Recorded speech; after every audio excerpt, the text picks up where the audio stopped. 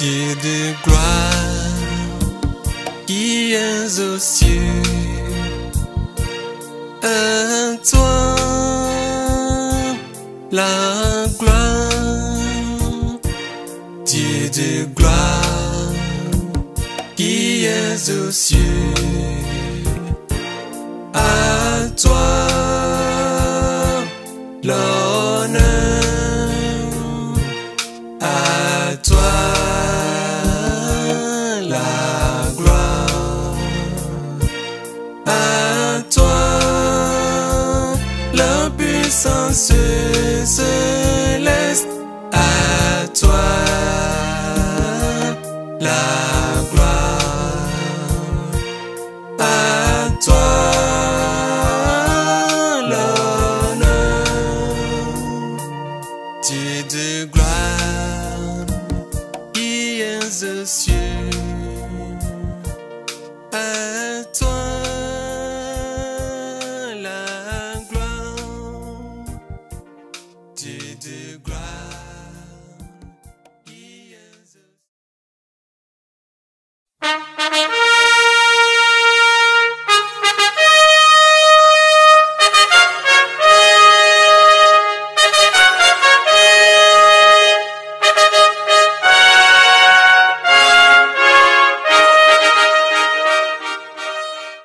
Praise the Lord, Alléluia, Alléluia, Shalom, Shalom. Soyez bénis encore ce matin, Alléluia. Ça fait quelque temps, on ne s'est plus vu pour cette partie. Écoutez et votre âme vivra, Alléluia. Nous sommes arrivés sur le numéro 11, mais les suites viendront un à un. Alléluia, que le Seigneur Jésus-Christ vous bénisse. Ne soyez pas découragés, Alléluia. C'est compte tenu du temps et des occupations, mais que la paix du Seigneur Jésus-Christ soit avec vous. Et allons graduellement, tout ira bien, par la grâce de son Saint-Nom. Alléluia. Soyez bénis ce matin. Ce matin, nous allons encore continuer. Nous faisons en quelque sorte une mise au point sur des thèmes, afin que vous-même, vous pouvez aller en profondeur, que le Saint-Esprit vous aide. Alléluia. Sur chaque thème, sur chaque circonstance. Alléluia. Afin que nous puissions détecter les pièges de l'ennemi et sortir de tous ces pièges. Que le Seigneur nous fortifie. Ce matin, nous allons commencer avec les excitants, tout ce qui excite. Et parmi ces excitants, je peux citer certains comme le café, le caféine, et puis le cola. Je vais donner deux. Il y a plusieurs excitants, comme le tabac, mais ce matin, je donne deux excitants, comme le café, ou bien le caféine, et le cola. Alléluia. Des choses que la plupart d'entre nous prennent ou bien consomment afin de pouvoir augmenter les potentialités ou bien les capacités d'éveil. Alléluia. Alors que ces choses-là dérèglent le système ou bien l'horloge biologique que Dieu a mis en nous. Alléluia. Nous savons quand nous devons nous coucher et nous savons quand nous réveiller. Alors, ces excitants comme le cola ou bien le café font en telle sorte que nos heures de sommeil sont déréglées. Le temps où nous devons nous coucher, nous restons éveillés. Et le temps où nous devons nous éveiller, nous dormons. Alléluia. Et cela nous rend un peu déréglés. Nous devenons en quelque sorte des gens déréglés. Alors nous irons dans la parole de Dieu pour voir ce que la Bible nous dit. Est-ce que ce que ces choses-là causent, tout ce que ces choses-là, tout ce que ces cafés-là, ces colas-là que nous prenons, ce que ces choses-là engendrent dans notre vie. Alléluia. Nous devenons déréglés. Et ce que ces dérèglements amènent, nous allons les voir. Et là où ces dérèglements nous conduisent, nous allons aussi les voir. Alléluia. Avant de parler de la colère, plusieurs personnes, pour déjeuner ou bien pour petit déjeuner, prennent le café avant de se rendre au boulot. Alléluia.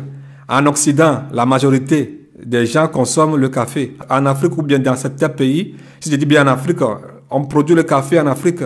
Comme le Ghana et la Côte d'Ivoire, on produit assez de café en Afrique.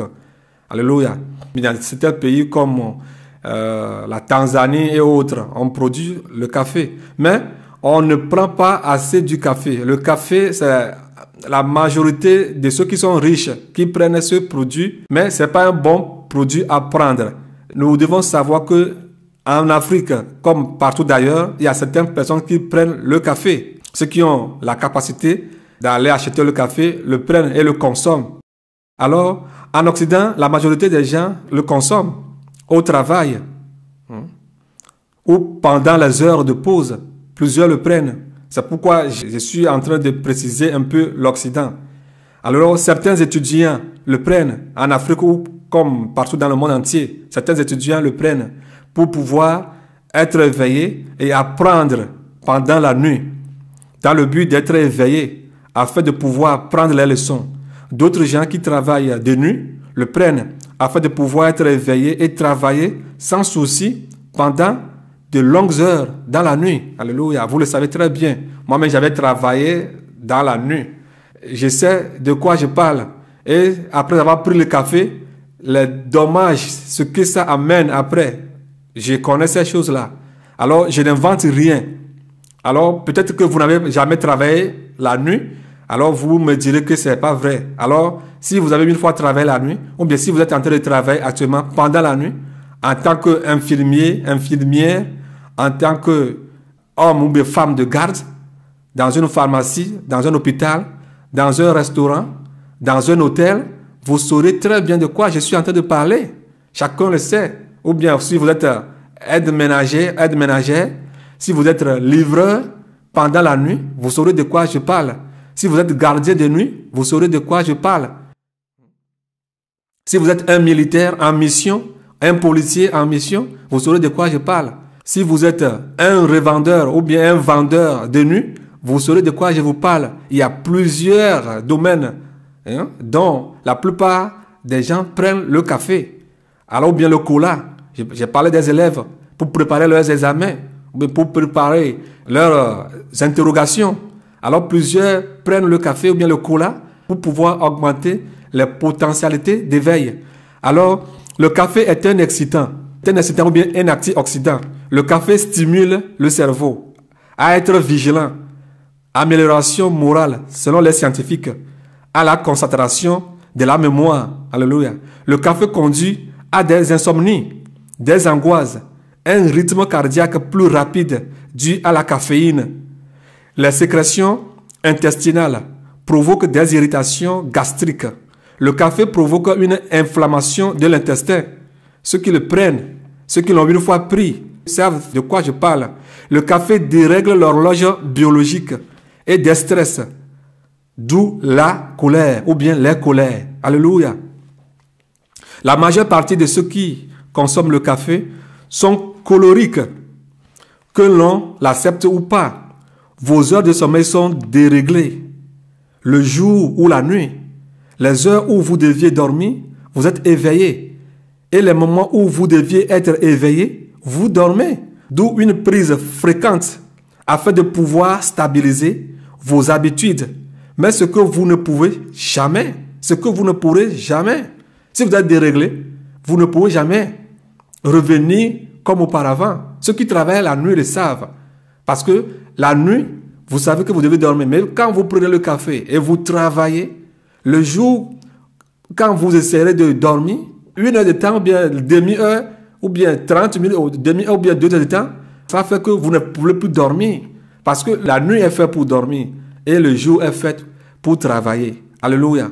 Alors, si vous prenez le café, alors vous êtes déréglé. Vous êtes déréglé. Pour l'expérience personnelle et non scientifique, quand vous prenez le café, quelques heures après, tu n'es plus la même personne. Tu n'es plus la même chose.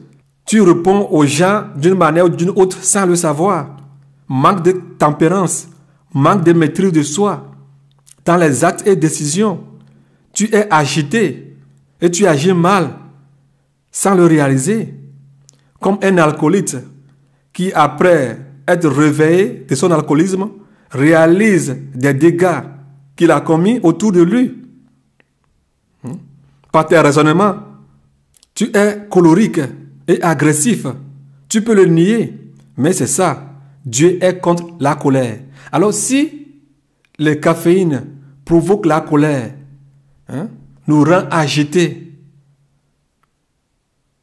nous empêche de pouvoir dormir comme il le faut, Peut-être tu vas me dire que non, je travaille dans la nuit, je n'ai pas de choix, je dois prendre le café. Et on ne te dit pas de ne pas travailler la nuit. Mais quand tu travailles la nuit, et si tu prends le café, ou bien si tu prends le cola, ou bien si tu prends d'autres excitants, hein, pour pouvoir augmenter tes potentialités mentales, afin d'être éveillé, sache que tu es déréglé. Et ça conduit à la colère. Tu deviens colérique. Or que la Bible nous dit, dans 1 Jean 3, 15, que quiconque hait son frère est un meurtrier. Quiconque se met en colère contre son frère est un meurtrier. Alléluia. Alors, quand tu te mets en colère, tout ce que tu vas faire serait contre Dieu. Comme Exode 20, verset 13, on nous dit, tu ne tueras point. La Bible nous dit que celui qui se met en colère contre son frère est un meurtrier. Alors, si tu deviens meurtrier, comment est-ce que tu peux aller au ciel? Alors, si tu deviens meurtrier, comment peux-tu aller au ciel? Ou bien si tu vis en permanence dans le tas de la colère, matin tu es colérique, le soir tu es colérique, quand tu reviens à la maison, tu es comme un chien. Tes enfants, ta femme n'arrivent même pas à se tenir devant toi pour causer ou bien pour faire quoi que ce soit. Tu es devenu comme un chien. Et tu cries, tu fais ah, ah, ah. Tu es colérique. Alors, sache-le que si toi, un frère, une soeur, en ce moment-ci, si tu m'écoutes, tu dois savoir que et réaliser que la plupart de tes colères, je ne dis pas tout. Que si tu prends le café, sache-le que ce café, ou bien ce cola, ou bien ces excitants que tu prennes, tu dois savoir qu'ils font partie, ils font partie de ton état colérique. Et tu dois abandonner le café. Je sais qu'en Afrique, c'est difficile à trouver de l'argent pour prendre du café. Pour tout le monde. Mais en Occident, tout le monde, même un enfant, un petit, les enfants le prennent. Les grands le prennent. Tout le monde prend le café. Pour le petit déjeuner, pendant le temps de pause, on le prend. Mais sans savoir ou bien sans connaître les réalités qui sont derrière ces choses. Alors s'il y a quelque chose que nous prenons, qui nous pousse à la colère, et que nous savons très bien que la colère n'est pas de Dieu, alors évitons ces choses. Deutéronome chapitre 5 verset 17 on nous le dit, que tu ne tueras point. Comme Exode 20 verset 13 on nous le dit, que tu ne tueras point. Et c'est la Bible nous dit que celui qui se met en colère, comme Matthieu 5 verset 22 nous le dit, comme 1 Jean 3 nous le dit, quand tu te mets en colère contre ton frère, c'est-à-dire tu le hais, alors tu deviens un meurtrier. Tu deviens un meurtrier, tu deviens un tueur, sans le savoir. Alors si on te dit que tu es tueur, ou bien tu es un sorcier, ou bien tu es un tueur, tu vas dire que hey, il m'a traité de tueur, oh, je n'ai jamais tué quelqu'un, oh. Mais c'est ce que nous dit la Bible. Et si le café peut nous pousser à aller là-bas, alors abandonnons le café, abandonnons les colas pour ceux qui n'ont pas la capacité d'acheter ou bien de prendre le café, qui n'ont pas les moyens pour prendre le café, prennent les colas. Alors abandonnons ces excitants. Ces choses-là ne sont pas bonnes. Si tu prends le café, tu es colérique. Tu dois le savoir. Le café n'est pas bon à prendre. Et surtout à nous les chrétiens, nous devons abandonner le café. Si nous savons que la colère ne vient pas de Dieu, ou bien ceux qui se mettent en colère sont des tueurs, sont des meurtriers, et la Bible nous dit de ne pas tuer, tu ne tueras point, alors nous devons éviter ces excitants. Ces choses qui nous poussent. C'est pourquoi on les appelle les excitants. Ces choses qui nous poussent, qui nous éveillent d'une manière ou d'une autre. Et ces éveils-là ne viennent pas de Dieu. Et après ces éveils, vous allez voir que la personne va commencer à être colérique. C'est comme si on est en train de tirer les artères de ton cœur. Ceux qui prennent du café le savent. C'est comme on est en train de tirer les artères de ton... Si tu prends le café le matin, avec des œufs ou bien du pain, pendant les heures de pause, tu prends aussi le café. Quand tu reviens à la maison, tu es fatigué d'une manière ou d'une autre. Tu es fatigué. À moins que tu n'as jamais pris le café. Mais si tu as une fois pris le café, tu sauras de quoi je parle. Tu es fatigué et tes réactions sont autrement. Tu n'as plus la maîtrise de soi. Tu es déréglé. Tu as de l'insomnie, des angoisses. Tu vois qu'il y a des battements dans ton cœur. Et quand tu te mets en colère, c'est comme s'il n'y a personne pour t'arrêter. Ceux qui prennent du café le savent. Ceux qui prennent du café le savent. Alléluia. Alors, prenons note et que le Seigneur Jésus-Christ nous aide qu'à travers ce message, ceux qui prennent du café, du cola, du tabac, ceux qui mangent du tabac, et je ne parle pas de ceux qui fument, il y a certains qui mangent du tabac et certains qui mangent les feuilles de cocaïne. Je ne sais pas le pays dans lequel toi tu résides. Si nous prenons par exemple l'Amérique latine, la cocaïne là-bas, c'est comme de l'herbe pour eux. Ils font même du jus avec cela. Évitons ces choses qui nous dérèglent, qui nous conduisent à la dérive sans le savoir et qui nous amènent à la colère. Et que cette colère qui va nous amener à la perdition, à la mort. Que le Seigneur Jésus-Christ vous bénisse pour cette partie. Alléluia. Alors, bien-aimés, renonçons au café. Le café, c'est comme de l'alcool, comme un alcoolique. On parle ou réagit sans savoir ce qu'il est en train de dire. De même va pour celui qui ou celle qui prend du café. Le café est un excitant. Notez-le. Si la colère ne vient pas de Dieu, et ceux qui se mettent en colère contre leurs frères et sœurs ne peuvent pas voir Dieu, pourquoi créer la colère au-dedans de nous? Pourquoi créer la colère au-dedans de nous-mêmes? Je ne dis pas que le café est le seul, ou bien la seule chose qui peut provoquer au-dedans de nous la colère, mais elle fait partie. Tu bavardes quand tu te mets en colère, comme un soulard ou un drogué. Si Dieu aimerait l'alcool ou les drogues, les produits de dopage, il aimerait aussi le café. Et s'il hait tous ces produits, de même va pour le café et le cola. Alléluia. Que le Seigneur vous bénisse. Nous allons continuer. Alléluia. Le port des identités des morts. Alléluia. Le port des identités des morts.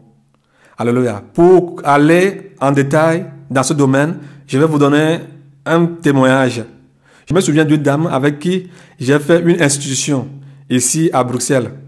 Le nom qui se trouve aussi sur sa carte d'identité est Somia. Mais quand on l'appelle Madame Somia, je constate toujours qu'elle est mal à l'aise. La chose n'a pas été totalement claire pour moi avant qu'on se sépare. Je ne peux rien soupçonner, mais ce qu'il y a, c'est que si ce nom-là n'est pas son réel nom. Alléluia. C'est comme si ce nom n'est pas son réel nom. Et je ne peux pas soupçonner, mais c'est après certains moments que je me suis réalisé qu'il y a quelque chose qui n'allait pas avec cette dame. Alléluia. Elle se sent mal. Quand on l'appelle par ce nom, elle se sent très mal. C'est comme si ce n'est pas elle. Le nom qu'on a été d'appeler, ce n'est pas son nom. Elle-même se sent mal. En telle sorte que nous qui le voyons, nous aussi, nous savons qu'il y a quelque chose qui n'allait pas avec elle. Malaise identitaire. Voilà ce qu'elle avait en dedans d'elle. Parce que quoi? Elle porte un nom qui ne l'appartient pas. Elle porte une identité qui n'est pas la sienne. Elle porte une origine qui n'est pas la sienne. Une parenté qui n'est pas la sienne. Alléluia. Vous voyez? Alors, elle est mal à l'aise. Tu sais très bien que l'identité que tu as est l'identité d'un mort. C'est-à-dire que quelqu'un est décédé, non déclaré à la police, et tu as acheté cette identité. Peut-être les parents l'ont enterré très vite, sans pouvoir la déclarer. Et ils ont gardé son identité et te l'ont vendue très cher. Très cher. Tu portes en permanence l'identité de ce mort. Pas seulement que tu portes une fausse identité, mais tu es un mort. Parce que cette personne n'est plus sur la terre. Elle est morte. Maintenant, toi, tu portes son identité. Si on dit Elisabeth, tu sautes beau. Et tu dis ça, c'est quoi ça? C'est pas mon vrai nom. Hein. Tu le dis dans ton âme et tu réponds à la justice, à la police, à l'administration, sur tes CV, sur ton passeport, dans toutes les agences. Partout, c'est comme ça qu'on t'appelle pour remplir certains documents. Tu remplis ces documents au nom de ce mort. Ma soeur, mon frère, ou bien madame, monsieur, si vous n'avez pas encore donné votre fille à Jésus-Christ, tu as l'esprit de mort qui est toujours derrière toi. Que tu le veuilles ou pas, que tu veux l'accepter ou pas, tu as toujours l'esprit de mort qui est derrière toi. Cet homme-là qui est derrière toi, bien cette dame-là qui est derrière toi, qui est mort, et que tu as acheté sa nationalité ou bien ses identités, elle est toujours derrière toi. Et tout ce que toi tu fais, tu le fais en son nom. Tu le fais à son nom. Tu es un mort.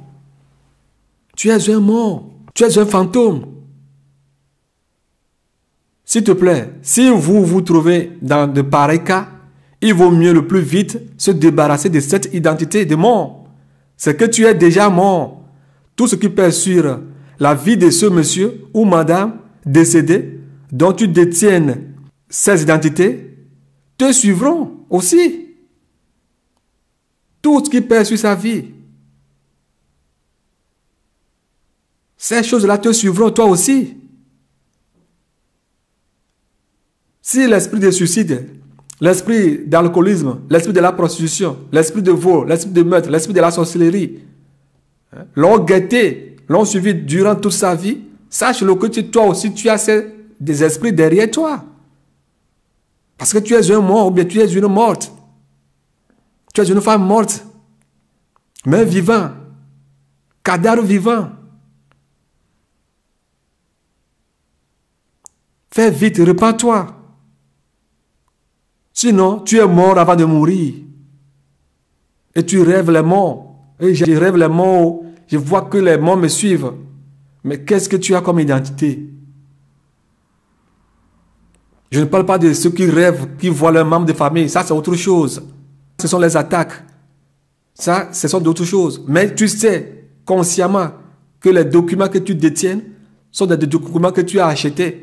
Peut-être même que tu n'as jamais connu la personne dont tu détiens les identités. On t'a dit que quelqu'un veut vendre son identité. Tu l'achètes sans savoir que cette personne est morte. Tu achètes ses identités pour pouvoir résider dans ce pays. On peut te dire que non, il a voyagé, il n'est plus ici, il a déménagé, mais il veut vendre sa carte d'identité. Toi, tu l'achètes sans savoir que cette carte d'identité que tu détiens appartient à un mort. Alors tu es un mort. Quand tu es là et tu m'écoutes et tu fais de pareils rêves, tu dois savoir qu'il y a quelque chose qui ne va pas. Il faut savoir que tu détiens la carte d'identité d'un mort. On peut te dire que la personne n'est plus dans le pays. Lui, il a quitté. Hein. Il est reparti en Afrique. Hein. Il est reparti en Guadeloupe. Hein. Il n'est plus là. Il n'est plus en France. Hein. Il n'est plus en Belgique. Il n'est plus en Allemagne. Hein. Et tu as dit, ah bon, il faut que je l'achète. Ah, lui, il a trouvé, il a quitté. Moi, je vais l'acheter. Or que c'est la carte d'identité d'un mort. Certaines personnes, avec certaines maladies, s'ils savent qu'ils sont prêts à mourir, ils rentrent dans leur pays d'origine. Et avant de rentrer, ils vendent leur carte d'identité. Certains vendent leur carte d'identité avant de rentrer dans leur pays. Et si tu achètes ces cartes d'identité, par exemple, la personne est morte dans son pays d'origine. Déjà, tu as les identités d'un mort avec toi. Alléluia. C'est pourquoi vous allez voir certaines personnes, leurs identités ou bien leurs noms se ressemblent à des noms asiatiques ou bien quelque chose comme ça. Il va vous dire, ah, chez nous aussi, on a aussi de tels noms. Hein. On a aussi de telles familles. Hein. Oh, madame, monsieur, frères et sœurs, si vous êtes dans des cas pareils, repentez-vous, sortez-vous de là. Sortez de ces fosses. Sortez-vous de ces tombeaux. Tu es déjà enterré avant de mourir. Et dans ça, tu joues. Dans ça, tu dis que tu pries. Dans ça, tu chantes. Dans ça, tu dis, tu cries la sainteté, sainteté, sainteté. Dans ça, tu dis que tu es chrétienne, chrétienne. Dans ça, tu espères rencontrer ton Dieu. Alors, repens-toi. Jette vite ces trucs-là. Fais vite la restitution. Fais vite la restitution. Tu es déjà mort. Tu es déjà mort. Que te dit ta conscience après avoir écouté ce message? Qu'est-ce que ta conscience te dit? Que le Seigneur t'aide et qu'il touche ton cœur. Alléluia. Alléluia. Praise the Lord. Praise the Lord. Alléluia. Nous allons encore continuer. Ceux qui jurent avant l'obtention d'un diplôme, comme un médecin à la médecine, un infirmier, une infirmière, ceux qui jurent sur la constitution d'un État ou d'un pays avant l'obtention de la nationalité, ceux qui sont des avocats, des traducteurs de langue, qui jurent avant les audiences et après les audiences et avant les assises, doivent se repentir, car la parole de Dieu nous dit dans Exode 20, verset 7, « Tu ne prendras point le nom de l'Éternel ton Dieu en vain, car l'Éternel ne laissera point impuni celui qui prendra son nom en vain. » Alléluia. Lévitique 19, verset 12, « Vous ne jurerez point faussement par mon nom, car tu profaneras le nom de ton Dieu. Je suis l'Éternel. » Alléluia. Matthieu chapitre 5, verset 34 et le verset 37. Bon, on va lire le verset 37. « Que votre parole soit oui, oui, non, non. Ce qu'on y ajoute vient du malin. » Alléluia. Mais moi, je vous dis, le verset 34, de ne jurer aucunement, ni par le ciel, parce que c'est le trône de Dieu. Alléluia. Jacques chapitre 5, verset 12. Jacques 5, verset 12. Avant toute chose, mes frères, ne jurez ni par le ciel, ni par la terre, ni par aucun autre serment, mais que votre oui soit oui et que votre non soit non, afin que vous ne tombiez pas sous le jugement. Alléluia. Si nous lisons aussi Matthieu 23, à partir du verset 16 à 22, nous allons voir aussi les mêmes choses. Alléluia. Alléluia. Alléluia. Que votre oui soit oui et que votre non soit non. Et que tout ce qui s'ensuit vient de l'ennemi, le diable. Ce sont des pièges. Faites attention. Faites attention. Prenons par exemple un monsieur M ou une dame L qui voulait obtenir la nationalité togolaise par exemple, et bien que par exemple, est contraint de jurer sur la constitution togolaise, ou bien la constitution béninoise, ou bien la constitution américaine, ou bien sur la constitution belge, qu'elle n'a jamais consulté ou bien qu'elle n'a jamais lu. Tu n'as jamais consulté cette constitution. Et on te dit de jurer sur cette constitution. Ou bien à la police, on te dit de jurer. Tout ce qu'ils vont dire, de les répéter. Elle n'a aucune idée sur la constitution, ou bien la contenance de cette constitution. Et pourtant, elle pose sa main sur la constitution en faisant allégeance à l'autorité, c'est-à-dire à la quasi-totalité de cette constitution, qu'elle ou qu'il jure de suivre de A à Z tout ce qui est écrit dans cette constitution, sans saboter ou se lever contre elle. C'est pourquoi la Bible dit que la foi vient de ce qu'on entend, et ce qu'on entend vient de la parole de Dieu. Si tu crois dans ton cœur que le Seigneur Jésus-Christ est le Messie, qu'il est venu mourir pour toi, et si tu le confesses avec ta bouche, tu seras sauvé. Alors déjà tu sais de quoi on est en train de parler. Avant de le confesser, il faut savoir celui qu'il est, ce qu'il est pour toi. Avant de dire qu'il sera le Seigneur, le Sauveur, Seigneur de ta vie, il faut savoir ce qu'il est pour toi. C'est pourquoi nous confessons le Seigneur Jésus-Christ. C'est pourquoi nous disons, Seigneur Jésus, nous voulons te suivre. Tu es le maître de notre vie. Tu es venu mourir pour nos péchés. À partir d'aujourd'hui, nous avons décidé de te suivre, de t'appartenir. Alléluia. Toute notre vie, que tu sois le Seigneur, le maître de notre vie. Nous voulons faire ta volonté. Écris notre nom dans le livre de vie. Alléluia. Tu sais ce que tu es en train de dire. Ce n'est pas une comédie. Alors si, gaillardement, tu te lèves et tu commences à poser ta main sur une constitution, en commençant à jurer, je veux, moi, elle, moi, M, je jure que je vais obtenir la nationalité américaine, que je ne vais jamais décevoir les États-Unis, que je ne vais jamais décevoir le pays, le Togo, ou bien le Cameroun, ou bien n'importe quel pays que vous voulez. Je ne sais pas comment ça se fait chez toi. Mon frère, la Bible nous dit que notre oui soit oui, notre non soit non. Je parle de ceux qui jurent. Je parle de ceux qui jurent avant d'obtenir quoi que ce soit. À la médecine, avant d'avoir ton master. On vous dit de jurer. Et tu commences, toi aussi, tu commences aussi à jurer. Avant d'obtenir tes diplômes, tu commences à jurer. Mon frère, ma soeur, est-ce que c'est le Seigneur Jésus-Christ qui te dit d'aller jurer? Oui, je vais faire le travail de la médecine, mais je ne jure pas. As-tu lu tout ce qui se trouve dedans? Les engagements, l'allégeance que tu es en train de faire. Sais-tu ce que tu es en train de faire? Le sais-tu? Bien-aimé, nous avons beaucoup de choses dans nos vies. Alors, fais la restitution. Fais la restitution. Peut-être ces engagements que tu as pris, tu n'arrives même pas à les respecter. Tu as apporté, tu as prêté serment, tu as fait allégeance, mais tu n'arrives même pas à engager. Chaque temps tu bavardes, tu parles même mal de cette nation, de cette nationalité que tu veux d'obtenir, que Dieu ne t'a même pas donné. Tu parles mal de cette nation, mais pourtant tu as prêté allégeance. Oh, ce pays-là n'est pas bon, oh. Ils ne sont pas bons, oh. Ils sont comme ça, oh. Ils sont comme ça. Mais c'est toi qui as prêté serment, que tu es devenu membre ou bien fils de ce pays. Hein? Mais c'est toi qui es en train de dénigrer encore ce pays. As-tu oublié les engagements que tu as pris, l'allégeance que tu as faite? As-tu oublié? Ne sais-tu pas que tu es dans l'erreur en permanence? Ne peux-tu pas te repentir? Ne peux-tu pas te repentir? Qui t'a conduit à le faire cela? Tu le sais, moi je ne le sais pas. Moi je ne le sais pas. Alléluia. Alléluia. Alléluia. Alors repentons-nous. Repentons-nous, tu ne sais même pas ce qui se trouve dans ces engagements que tu es en train de prendre.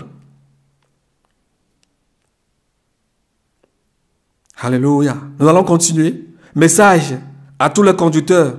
Évitez les excès de vitesse. S'il est mentionné que vous deviez rouler à 64, à 70 km/h, ne roulez pas à 120 km/h. C'est une infraction. C'est une infraction. S'il est écrit, s'il est mentionné sur un panneau de rouler à 70 km/h, roule à 70 km/h. Parce que tu commences à rouler à 120 km/h, soit disant que tu es en retard, que tu vas rattraper l'heure, il faut savoir que tu es dans l'erreur. Et si tu faisais l'accident à ce moment-là, si tu mourais, qu'iras-tu dire à ton Dieu? Parce que tu es dans l'erreur. Tu es en infraction. Si elle est écrit 70 km/h, il faut savoir que c'est 70 km/h. Ne dis pas que non, ce sont ces autorités qui ont mentionné ça. Moi, je peux rouler. Il n'y a personne sur la route. Mais tu ne sais pas si quelqu'un sortira de quelque part. Alors, respectons les vitesses. Les vitesses mentionnées sur les panneaux, respectons-les de A à Z. L'ennemi contrôle tout. L'ennemi contrôle tout. Il regarde tout. Alors, craignons notre Dieu. Ça, respectons-les. Respectons-les. Dans ce domaine, respectons-les. Au niveau des feux rouges, respectons-les. Alléluia. Au niveau des stationnements, respectons-les.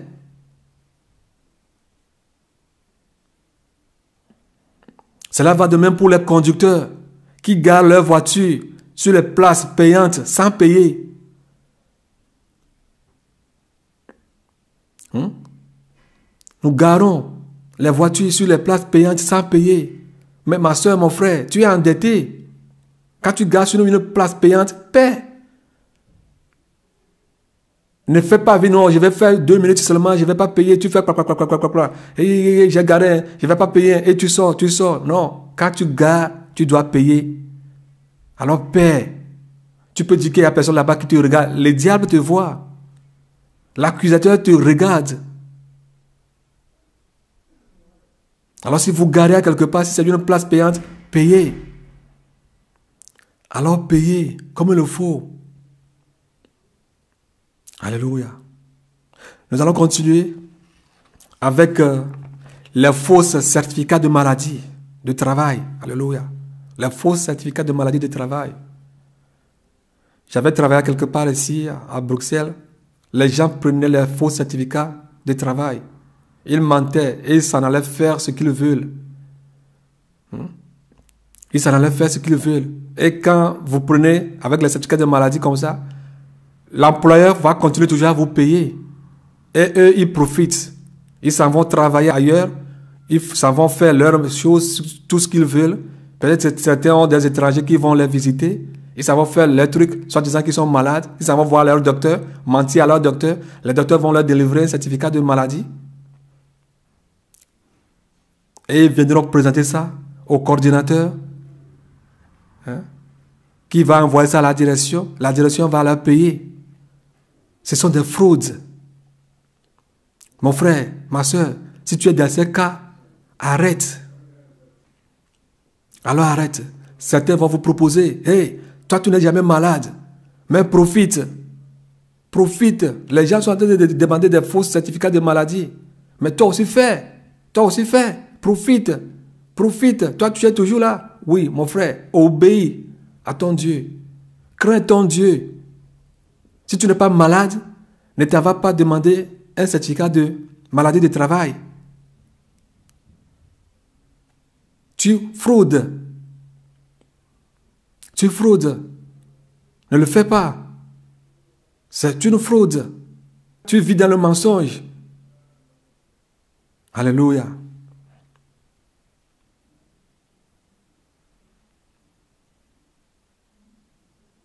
Alléluia.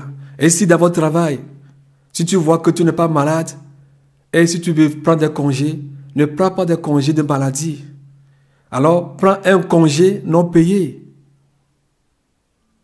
Prenez des congés non payés pour faire vos affaires ou bien ce que vous avez à faire.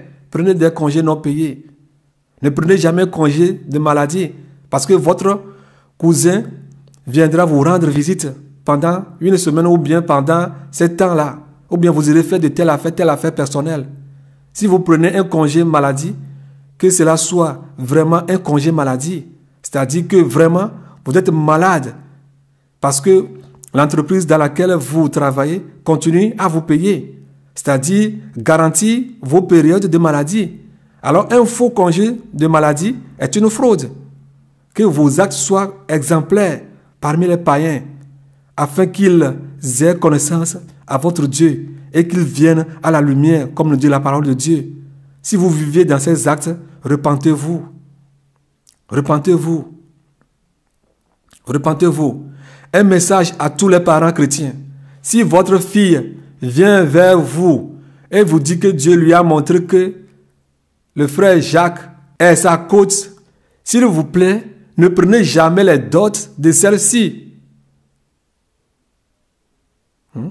Ne prenez jamais les dots de celle-ci sans avoir reçu une confirmation répétée de Dieu.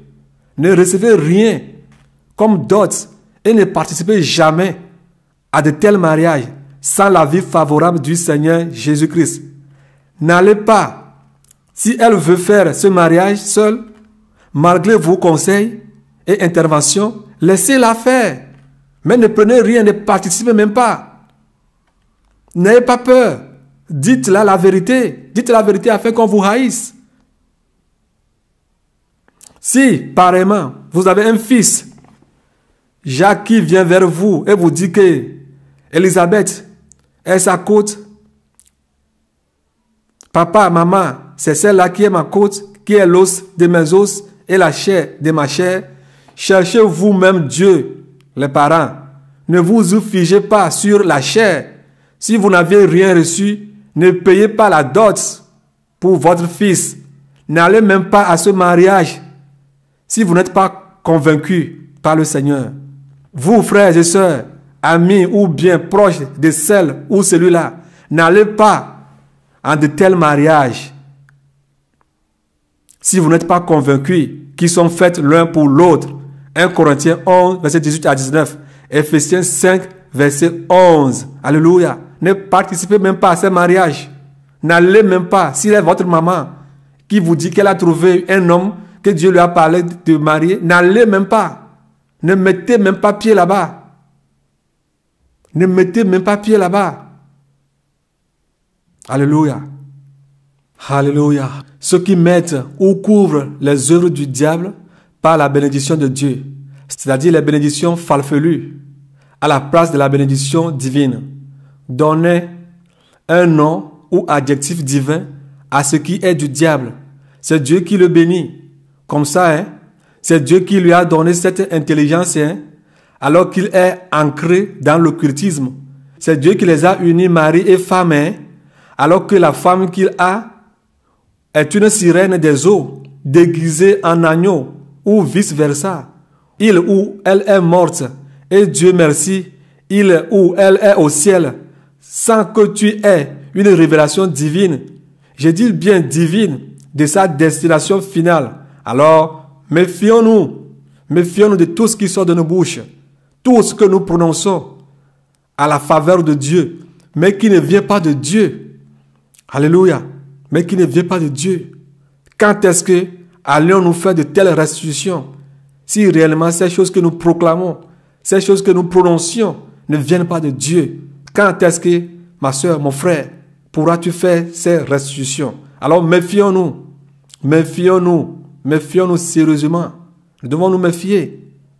Ceux qui appellent leurs cohabitants ou cohabitantes, époux ou épouses, ou bien mari et femme, si cela n'est pas vrai devant Dieu, sachez-le que vous mentez et vous vivez chaque jour dans le mensonge, parce que vous appelez ce qui n'est pas le vôtre, votre propriété, c'est-à-dire mari ou bien femme.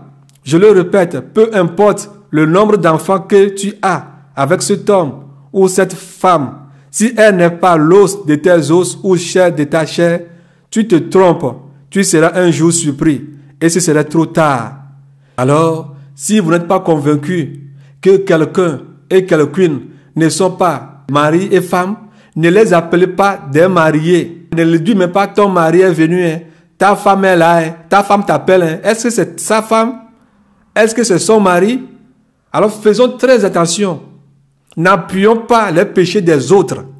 S'ils veulent vivre dans leur péché, dans leur état, comme ils le veulent, comme ils le sentent, laissez-les. Tu peux dire, monsieur X, monsieur L t'appelle, hein? Monsieur X t'appelle, hein? Ou bien, maman de tel fils, papa de telle fille. Tu peux l'appeler comme ça. Mais si tu commences à dire ton mari, ta femme, ton mari, ta femme, et si cela ne venait pas de Dieu, sache-le que tu es en train de mettre des tampons sur les péchés d'autrui. Tu es en train d'agréer, d'apprécier les péchés d'autrui. Alors fais attention. Faisons attention. Faisons attention. Avec ta femme, ton mari, que nous arrivons à prononcer chaque temps. Faisons attention. Alléluia. Les commentaires que vous faites sur Internet. Faites attention aux commentaires que vous portez sur Internet. Et mesurez, voir si vos commentaires font Dieu menteur ou pas. Ou bien si vos commentaires sèment le doute dans les gens. Parce que tout est noté au ciel, mon frère, ma soeur. Il est écrit. Tout ce que tu fais, tout ce que tu commentes sur Internet, tout ce que tu commentes sur les vidéos, tout est écrit, tout est mentionné au ciel, tout ce que tu es en train de dire. Il faut que tout ce qui sort de ta bouche, tout ce que tu écrives, tout ce que tu écriras en dessous des vidéos, soit pour la gloire de Dieu. C'est pourquoi nous laissions cette partie pour les gens, afin qu'ils puissent commenter. Peut-être tu vas demander un conseil, peut-être tu vas demander une direction. On peut t'aider dans cette direction. C'est pourquoi on a laissé les places pour les commentaires. Les places des commentaires ne sont pas là pour nous apprécier ou bien faire quoi que ce soit. Il faut que tout ce que tu écriras fortifie ou bien fait avancer l'œuvre de Dieu. Mais si tout ce que tu mentionnes, tout ce que tu écris met du doute dans les gens, alors fais attention. Il y avait un monsieur qui m'avait écrit de Portugal. Il m'a dit que Isidore, vraiment aide-moi. Quand j'avais commencé à écouter les messages, cela me fortifiait. Mais avec le temps, quand je voyais les commentaires que les gens mettaient en dessous des vidéos, cela a commencé à mettre du doute en moi. Ce qui fait que je suis encore retourné encore en arrière. Prie pour moi. Alléluia. Vous voyez? Alors c'est ce que tu as écrit. Peut-être ce que toi tu as mentionné. C'est ça qui a créé du doute en celui-là. Ah, le jour-là, tu en rendras compte. Parce que c'est toi qui l'as tué. S'il meurt, c'est toi qui l'as tué. Alors faisons attention. Faisons attention. Alléluia. Alléluia. Et si vos commentaires sèment de doute, alors il faut savoir qu'il est écrit que celui qui n'est pas avec moi est contre moi. Et celui qui n'assemble pas avec moi disperse. Matthieu 12, verset 30. Et Luc 11, verset 33. Matthieu 12, 30 et Luc 11, 33. Parce que tu n'assembles pas avec le Seigneur, tu disperses les gens. Tu ne veux pas que les gens croient à ce que Dieu est en train de leur dire. Tu sèmes du doute en eux. Tu sèmes la confusion en eux. Et ils commencent à dire, qu'allons-nous faire? Qu'allons-nous faire? Qu'allons-nous faire? Alors, ce sont tes œuvres. Ce sont tes œuvres qui les fait trembler, qui fait qu'ils ne sont pas stables dans la parole de Dieu, ou bien dans ce que Dieu leur est en train de dire. Alors, fais attention. Fais attention. Gare à toi. Fais attention. Attention. Tout est noté. Alors faisons très attention. Monsieur, ce que tu penses, Dieu le connaît. Bien-aimé, je vais te dire que chaque humain a son micro connecté à la table de message de Dieu. C'est comme un micro. Tout ce qui sort de ta bouche va sonner dans les baffles de Dieu, que tu le veuilles ou pas. Et chacun a sa piste. J'ai ma piste, tu as ta piste. Même ce que tu penses dans ton cœur, ce que tu imagines dans ta pensée, c'est du son qui sonne devant le trône de Dieu qui est noté. C'est pourquoi la Bible nous dit que tout ce qui est vrai et honorable soit l'objet de nos pensées. C'est pourquoi le Seigneur Jésus-Christ arrivait à lire le cœur, la pensée des pharisiens, des sadduciens. Et il leur parlait selon ce qu'ils pensaient, que ce que nous pensons soit honorable. Il faut que ce que nous pensons, tout ce qui est dans notre cœur, tout ce qui est dans notre pensée, glorifie Dieu. C'est pourquoi la Bible nous dit de le louer, de le glorifier avec toute notre pensée. Alors que si ta pensée est impure, comment peux-tu louer Dieu avec cette pensée? Si ton cœur est un cœur chagrin, est un cœur meurtrier, comment est-ce que peux-tu louer Dieu? Or que David dit, Dieu crée en moi un cœur pur. Parce qu'il sait que sans un cœur pur, on ne peut pas glorifier Dieu. On ne peut pas glorifier Dieu avec un cœur tortueux, un cœur meurtrier. Alléluia. Alors tout ce que vous écrivez, ce n'est pas à nous que vous l'écriviez. Ce n'est pas au Père des Nations, ni à moi, mais vous l'écrivez à Dieu et tout est noté. Alors tout ce que tu penses chez toi, Dieu le connaît. Tout ce qui sort de ta tête, tout ce que tu dis, Dieu le connaît. Ce qui faisait que, alors repentons-nous. Repentons-nous. Alléluia. Alléluia.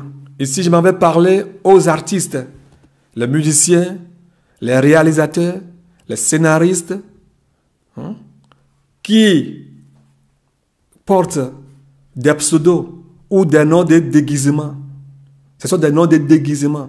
Alléluia. Si tu es chrétien, tu t'es inscrit dans une société, dans quoi que ce soit, avec des noms de déguisement, je t'en prie, fais la restitution. Plusieurs personnes que nous voyons, plusieurs artistes, plusieurs stars que nous voyons, tous, leurs noms ne sont que des noms de déguisement. Ils sont autre chose, mais ils portent autre chose. En tant que chrétien, pouvons-nous déguiser? Le chrétien peut-il se déguiser? La question que tout chacun de nous peut se poser. Le déguisement extérieur, est-ce qu'un chrétien peut se déguiser? Or que la Bible nous appelle, nous interpelle à nous dépouiller.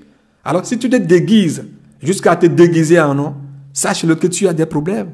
Plusieurs personnes, au niveau des syndicats, se sont déguisés. Les footballeurs que vous voyez, ils sont déguisés. La plupart, ce ne sont pas leurs noms.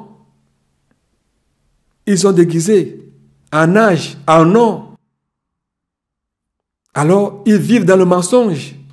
Le diable le sait. C'est pourquoi il a inventé toutes ces choses-là. Alors, si tu t'es déguisé, si tu as des pseudos, au moment où moi j'avais fait mon premier CD, comme je vous l'avais mentionné dans d'autres vidéos, je m'étais déguisé à la Sabam. À la Sabam en Belgique, ici, je me suis déguisé en un nom. Et c'est ce nom qui se trouvait sur mon CD. Parce que c'est la loi. Tu ne dois pas porter ton propre nom. que tu dois prendre un nom. Alors j'ai pris un nom, j'ai composé, j'ai pris mon nom, j'ai composé avec mon nom, avec le nom de mon papa, de ma maman.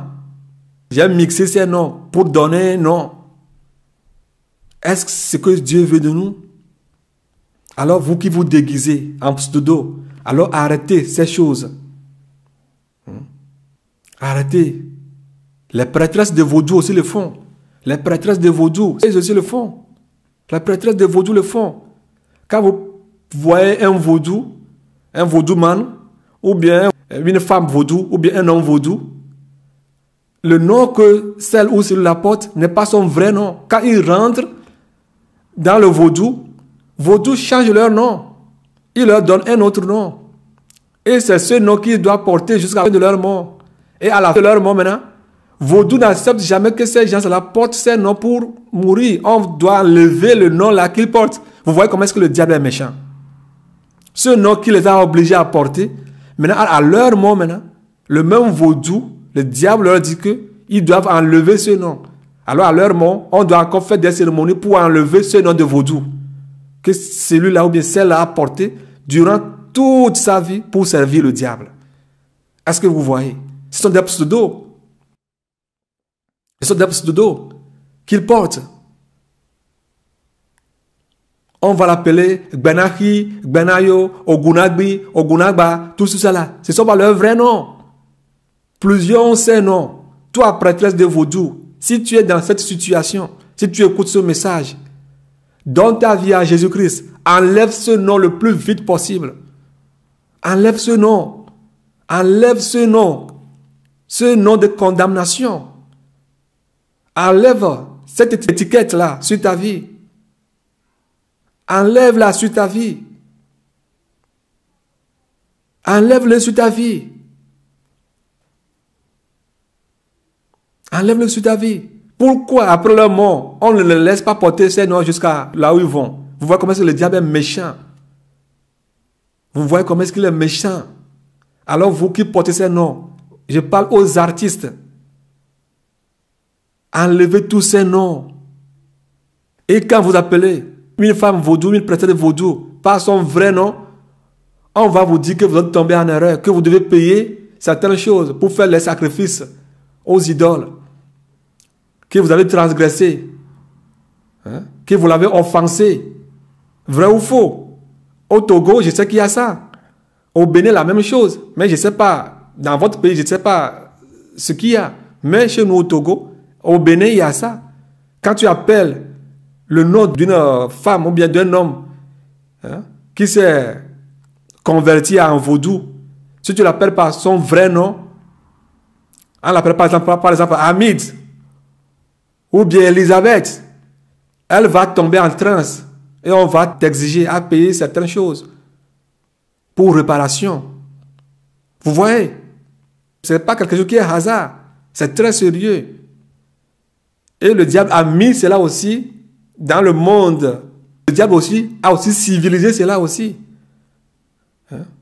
Et plusieurs personnes, vous allez le voir avec un nom qui n'est pas le leur. Alors, repentons-nous. Si vous avez ce message, si vous portez de tels noms, ou bien si vous êtes en train de porter de tels noms, de ces pseudos, enlevez-les le plus vite possible. Que le Seigneur Jésus-Christ vous bénisse. Satan est malin. Tous les stars que vous connaissez, surtout les artistes, vivent sur les pseudos. Satan est malin. Il sait que vous vivez dans le mensonge avec lui. Si vous avez ces pseudos, abandonnez ces choses. Sortez du milieu d'eux et donnez vos vies à Jésus-Christ. Les loteries Visa, alléluia. Tout ce qui est loterie, peu importe, est vraiment hasard. Parce que Dieu hait les jeux de hasard. Dieu n'est pas un Dieu de hasard. Dieu n'est pas un Dieu magique. C'est-à-dire des visas par hasard. C'est-à-dire qui ne proviennent pas de Dieu, comme le jeu de hasard. Attention et attention. Ceci est un filet par lequel Satan a attrapé plusieurs personnes. Regardez les voies par lesquelles gagnent amèrement les gens les loteries Visa. Regardez les voies par lesquelles ils gagnent les loteries Visa. Pour voyager aux États-Unis, des voies de perdition éternelle, des escroqueries, des faux et usage de faux. de la sorcellerie, de l'envoûtement, du fétichisme, occultisme, les gages, les prêts hypothécaires, de la prostitution, des mariages involontaires, les emprunts accompagnés des serments diaboliques, des promesses, des pactes utopiques. La liste est longue pour vous dire la loterie Visa égale 666. La loterie Visa égale 666. Voyez tous ceux qui sont mariés. Tous ceux qui se sont mariés. Par exemple, X, la femme, ou bien elle, l'homme, a gagné la loterie Visa. Déjà, lui-même, il a commencé par le mensonge de la loterie Visa. Tout ce qu'il a mis sur Internet, tout ce qu'il a donné comme renseignement est faux. Alléluia. Et maintenant, il n'y a pas de l'argent. Maintenant, c'est maintenant qu'il va commencer à aller faire des mariages arrangés avec certaines personnes qui sont riches, qui veulent aussi aller aux États-Unis. Il va aller faire des mariages avec ces gens-là. Et avec ces mariages, maintenant, ils vont se rendre aux États-Unis comme mariés. Et comme mariés, c'est là-bas où va commencer la débauche. Certains se sont mariés comme ça. C'est arrivé là-bas, la femme plaît à l'homme, ou bien l'homme a commencé à plaire à la femme. Maintenant, ils ont commencé par se coucher, ils ont commencé par donner des enfants. Alléluia. Devons-nous abolir la loterie Visa, ou bien devons-nous supporter la loterie Visa? Alors toi, chrétien, qui te bats maintenant, en ce moment, et tu veux aller aux États-Unis, par tous les moyens, loterie Visa, loterie Visa, loterie Visa, ça c'est pas malo, c'est loterie. Si Dieu est la loterie, alors que ce soit loterie, quoi que loterie, ou loterie de l'argent, loterie Visa, loterie quoi que ce soit, c'est loterie, c'est loterie. Loterie Visa, c'est 666. Voilà tout ce qui sort de là. Nous commençons à célébrer des mariages, à organiser des mariages. La famille est au courant. Les deux familles sont au courant. Le maire est au courant. La préfecture est au courant. Voilà, nous mettons les maires en problème. Nous-mêmes en problème. Nos familles en problème. Et nous disons que nous voulons aller au ciel. Mon frère, ma soeur, qu'as-tu eu avant d'arriver aux États-Unis? Tu le sais. Si ce sont des loteries Visa, tu le sais. Si tu as fait des mariages arrangés pour arriver aux États-Unis, toi-même tu le sais. Toi-même tu le sais. Alors réparons ces choses. Nous ne pouvons pas être dans ces choses et être enlevés. Le diable le sait très bien. C'est pourquoi il ne veut pas que ces choses-là sortent. C'est pourquoi il ne veut pas que vous écoutez ces messages. Alors si tu as écouté ce message, si tu es parti aux États-Unis avec des loteries Visa, ma soeur, tu sais comment est-ce que tu es arrivé là-bas. Je te dis que la loterie Visa égale 666 parce que c'est la loterie. C'est la loterie. C'est la loterie. Et tous ces gens qui ont gagné la loterie Visa, tout ce qu'ils ont mentionné depuis leur départ jusqu'à leur arrivée, le travail qu'on va leur donner à faire, arriver là-bas, après ils commencent à sortir, ils ne veulent même plus faire ces travaux. Ils ne veulent plus faire ces boulots. Ils commencent à chercher d'autres boulots. Mais c'est un engagement que tu avais pris. Ils commencent à rentrer dans d'autres choses. Certaines personnes sont rentrées en armée. Oh non. Non, non, non, non, non, non, non, non. Aujourd'hui, plusieurs sont en armée. Plusieurs sont pucés. Plusieurs personnes ont gagné l'autorisation Visa. Ils sont arrivés aux États-Unis. Ils n'ont plus le choix. Ils n'ont pas la nationalité. Ils veulent avoir la nationalité. Maintenant, on va leur pousser à rentrer dans l'armée. Ils vont rentrer dans l'armée. Et en armée, plusieurs sont pucés aujourd'hui. Plusieurs militaires américains ont les puces dans leurs bras. Au nom de la sécurité. Qu'on puisse les surveiller partout. S'ils sont kidnappés à l'étranger ou bien au cours des missions. Il y a beaucoup de choses. Bien aimés, ne rentrons pas dans ces filets. Ce sont des filets que le diable a étalés. Ne rentrons pas dans ces filets. Fuyons ces voies. Est-ce que tu es sur le point de jouer au loterie Visa? Je t'interpelle. Abandonne ça le plus vite possible. Est-ce que tu as déjà gagné le loterie Visa pour te rendre aux États-Unis? Je t'interpelle. Jette ça le plus vite possible. Est-ce que tu es sur la voie de te marier à un homme qui n'est pas ta côte ou bien à une femme qui n'est pas ta côte pour faire des jonglages et aller aux États-Unis? Peux-tu appeler ça la volonté de Dieu? Est-ce qu'une loterie peut être volonté de Dieu? Est-ce qu'un chrétien peut aller jouer la loterie pour prendre de l'argent et donner l'argent, gagner de l'argent et donner cette somme à Dieu? Quel nom devons-nous donner à ces choses? Les choses illicites. Ephésiens 5, verset 11 nous dit, ne prenez pas part aux autres infractions des ténèbres, mais plutôt condamnez-les. Nous devons condamner cette loterie Visa. Parce que ça conduit beaucoup de personnes en enfer, à la débauche. certaines personnes, comme ils se sont mariés avant de quitter, ils ont fait ce mariage avec ces gens-là. Arrivés là-bas, ces gens vont commencer à se coucher avec elles.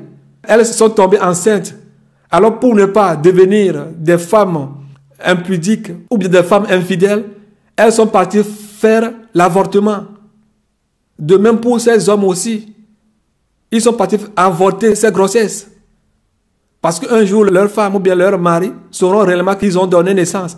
Et certains, arrivés là-bas, comme l'homme avec qui ils se sont mariés avant d'arriver là-bas, l'homme là lui plaît, ou bien la femme là lui plaît. Comme l'homme qui est au pays, ou bien la femme qui est au pays est très méchante, ou bien l'homme est très méchant, ils ont envoyé des lettres, ou bien des commissions à ces hommes, ou bien à ces femmes. À partir d'aujourd'hui, entre toi et moi, c'est fini. Fais ta vie, moi aussi je vais faire la mienne ici. Et comme ça, leurs foyers sont brisés. Les enfants sont dispersés. Les enfants, certains enfants ont suivi leur maman, d'autres ont suivi leur père. Et il y a du désordre. Et aujourd'hui, les chrétiens apprécient ces choses-là. Les chrétiens, les pasteurs prient pour ces choses-là. Les pasteurs prient pour les fidèles d'avoir les loteries visa. Et nous acclamons ces choses-là. Ces choses que Dieu hait. Alors, haïssons ce que Dieu hait. Ne les supportons pas. Haïssons-les. Détestons tout ce que Dieu déteste. Et toi aussi, tu es sur le chemin de jouer au loterie visa. Ou tu dis aux gens qui gagnent à cette loterie que Dieu les aide ou bien que Dieu les bénit. Est-ce cela une bénédiction? Peut-on appeler ces choses des bénédictions? Peut-on appeler une loterie une bénédiction? Alléluia. Alléluia. Alléluia. Alléluia. D'autres ont fait des pactes du fétichisme avant d'aller emprunter de l'argent chez quelqu'un ou chez quelqu'une. D'autres ont fait des envoûtements à leurs parents, à leur maman. D'autres ont fait la prostitution avec certaines personnes de haut rang dans leur pays, dans leur société. Des mariages involontaires, des emprunts. Et après tu meurs sans pouvoir payer leurs emprunts. Et ils s'en vont en enfer. Et les parents qui les ont cautionnés sont attaqués au pays. Oh, bien-aimé, je n'ai pas le temps d'étaler tout, mais brièvement, je vais vous dire ce qu'il y a dans la loterie visa. Au moins, quand même, je pense que vous avez pris note et que le Seigneur vous bénisse. Si tu es dans ces conditions, tu as des problèmes. Je ne suis pas là pour te décourager, mais pour te dire la vérité. Tu peux me haïr, mais c'est ça. Je ne veux pas te dire ce que toi tu veux entendre. Non, c'est ça. C'est ça, c'est 666. L'autorité visée, c'est 666. C'est 666. Alors sortez de là. Alléluia. Je vais vous dire, faites attention aux magasins de deuxième main.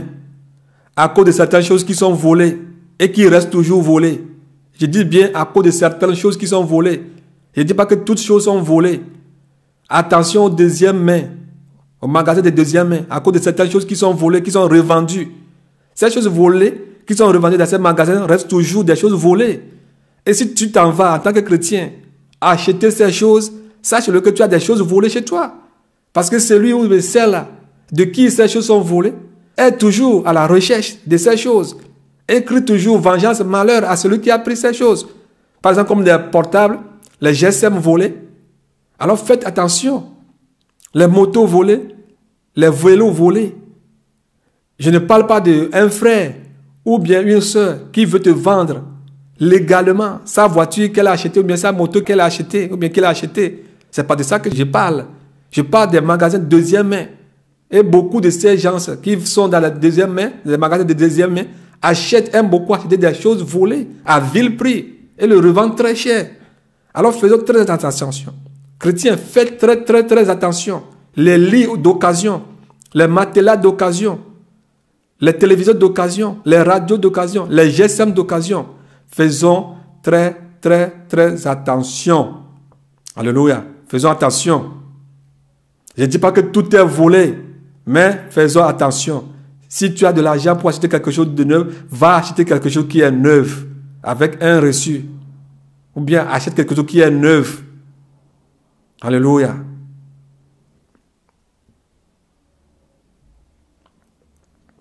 Alléluia. d'un autre cas. Dans la plupart de ces matelas, il y a des gens qui ont commis beaucoup de choses sur ces matelas. Des gens qui ont fait le sexe sur les matelas. Ils ont joué tout sur les matelas. Leur lit, c'est devenu comme pour eux un champ d'entraînement de sexe. Ils ont joué tout sur ces lits. Mon frère, ma soeur, est-ce que toi, un chrétien, peux-tu aller acheter ces lits d'occasion, ces matelas d'occasion, en disant que les matelas neufs sont chers? Alors faisons attention. Ils ont laissé des spermes. Les femmes ont éjaculé sur ces matelas.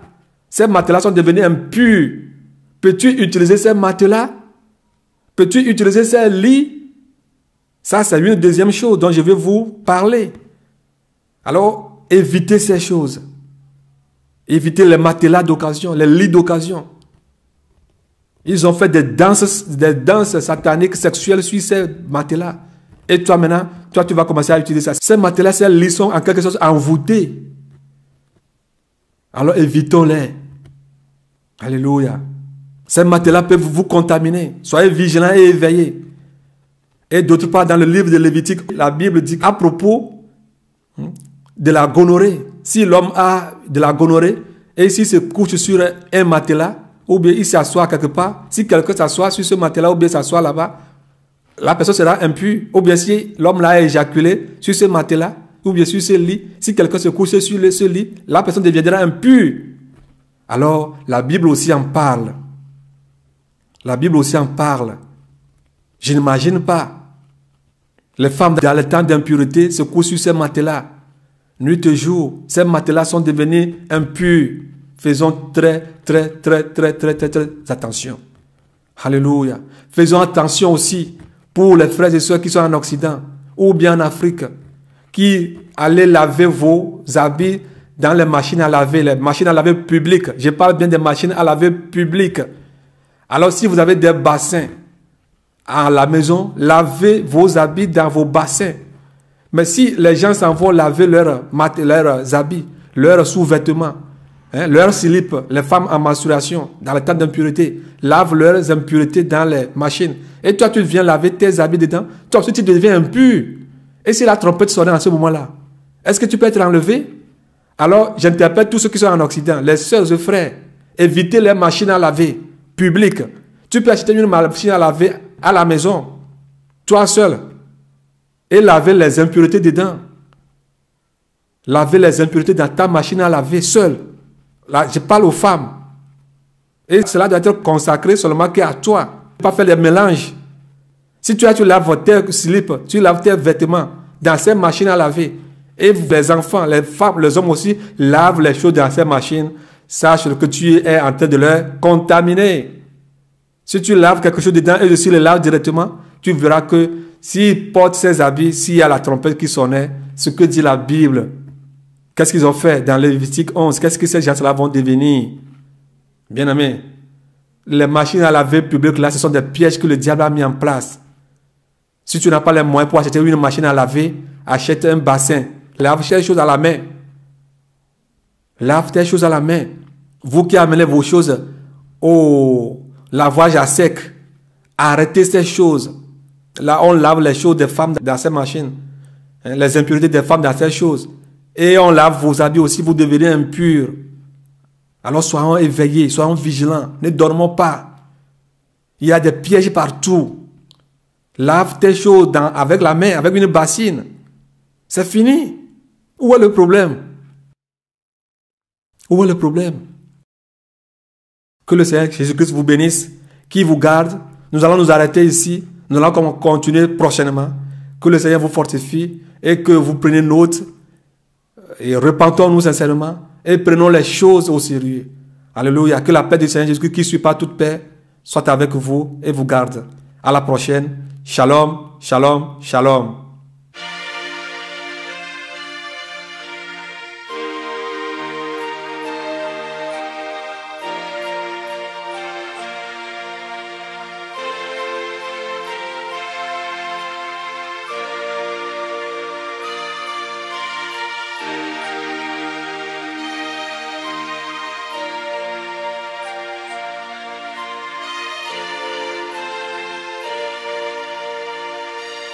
Dieu de gloire, qui es aux cieux. À toi la gloire, Dieu de gloire, qui es aux cieux. À toi l'honneur, à toi la gloire, à toi la puissance céleste, à toi la gloire, à toi l'honneur, Dieu de gloire, qui es aux cieux. À toi la gloire, Dieu de gloire, qui es aux cieux. À toi l'honneur, à toi la gloire, à toi la puissance céleste, à toi la gloire, à toi l'honneur. Puissance, puissance à notre Dieu qui est sur le trône. Je t'adore. Puissance, puissance à notre Dieu qui est sur le trône. Alléluia, alléluia, tu es notre Dieu qui est sur le trône. Alléluia, je m'acclame, alléluia à notre Dieu qui est sur le trône. Autorité, autorité à notre Dieu, oh yeah, qui est sur le trône. Autorité, autorité à notre Dieu qui est sur le trône. Sagesse, sagesse à notre Dieu qui est sur le trône. Sagesse, sagesse à notre Dieu qui est sur le trône. Gloire et majesté, gloire et majesté à notre Dieu qui est sur le trône. Gloire et majesté, gloire et majesté à notre Dieu qui est sur le trône. Reconnaissance, reconnaissance à notre Dieu qui est sur le trône. Reconnaissance, reconnaissance à notre Dieu qui est sur le trône. Puissance, puissance à notre Dieu, Alpha et Oméga, qui est sur le trône. Puissance, puissance à notre Dieu qui est sur le trône. Sagesse, sagesse à notre Dieu qui est sur le trône. Sagesse, sagesse à notre Dieu qui est sur le trône. À notre Dieu qui est sur le trône. À notre Dieu qui est sur